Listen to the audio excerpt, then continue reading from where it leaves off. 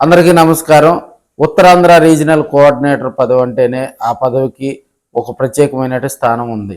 ఎందుకంటే వైసీపీలో నెంబర్ 2గా ఉన్నవారు మాత్రమే ఈ పదవి వరిస్తూ వస్తూ ఉంది. గతంలో మొదటిసారిగా కూడా విజయసాయిరెడ్డి ఈ పదవి చేపట్టడం జరిగింది. అప్పట్లో వైసీపీ తిరుగులేని విజయం సాధించడం జరిగింది. తదనంతరం వైసీపీలో జరిగినటువంటి మార్పుల దృష్ట్యా ఆ పదవిని వైవి సుబ్బారెడ్డికి ఇవ్వటం జరిగింది. వైవి సుబ్బారెడ్డికి 2024 ఎలక్షన్కు ముందు నుంచి కూడా ఎలక్షన్ అయిపోయేంత వరకు కూడా వైవి సుబ్బారెడ్డి ఆ పదవిలో కొనసాగటం జరిగింది.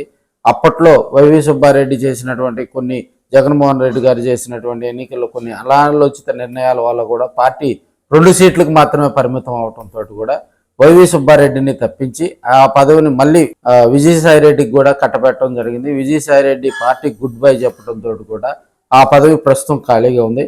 ఆ పదవి ఎవరికి వరిస్తుందా అనేది కూడా వైసీపీ నియోజకవర్గాల్లో అదేవిధంగా వైసీపీ క్యాడర్లో కూడా కొంత అలజడైతే నెలకొని ఉంది. అయితే ఆ పదవికి మాత్రం ఇప్పటికే 2 అగ్రనేతలు పోటీలో ఉన్నట్టుగా కూడా తెలుస్తూ ఉంది.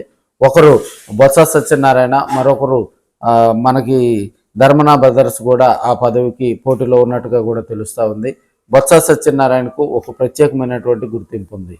జగన్మోహన్ రెడ్డికి కూడా లేనటువంటి ప్రతిపక్ష హోదా శాసనమండలిలో బొత్స సత్యనారాయణ దక్కించుకోవటం, ఆయన చీపురుపల్లి కాన్స్టిట్యున్సీ నుంచి ఓటమి చవిచూచినప్పటికీ కూడా ఆయనను మళ్ళీ శాసనమండలికి పంపిస్తూ కూడా శాసనమండలిలో ప్రతిపక్ష హోదా దక్కేలా కూడా జగన్మోహన్ రెడ్డి గారు బొత్స సత్యనారాయణకి వైసీపీలో నెంబర్ 2గా కూడా ఆయనకు స్థానం కేటాయించడం జరిగింది.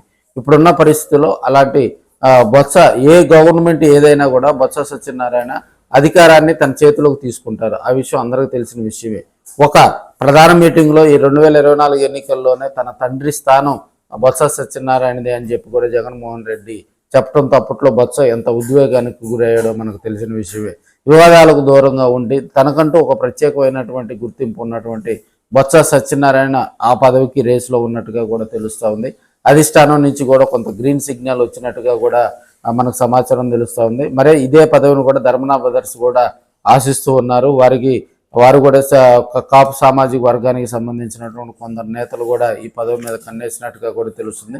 మళ్ళీ వైవి సుబ్బారెడ్డి కూడా ఆ పదవి మీద కన్నేసినట్టుగా కూడా తెలుస్తుంది. ఇప్పటికే కొంతమంది అధిష్టానానికి సిఫార్సులు చేసినప్పటికీ కూడా బొత్స సత్యనారాయణకు ఆ పదవి కేటాయించేలాగా కూడా జగన్మోహన్ రెడ్డి రాబోయే 2-3 రోజుల్లో కూడా ఆ పదవి మీద ఒక క్లారిటీ ఇచ్చే అవకాశం ఉంది. మళ్ళీ బొత్సాన్ని కనుక యాక్టివ్ కనుక చేసి పార్టీ కార్యక్రమాల్లో కానీ పార్టీ పదవుల్లో కానీ ఆయనకు ప్రాధాన్యత కల్పిస్తే రాబోయే రోజుల్లో పార్టీ మరింత బలోపేతం అవుతుందని కూడా జగన్మోహన్ రెడ్డి భావిస్తున్నట్టుగా కూడా మనకు తెలుస్తూ ఉంది.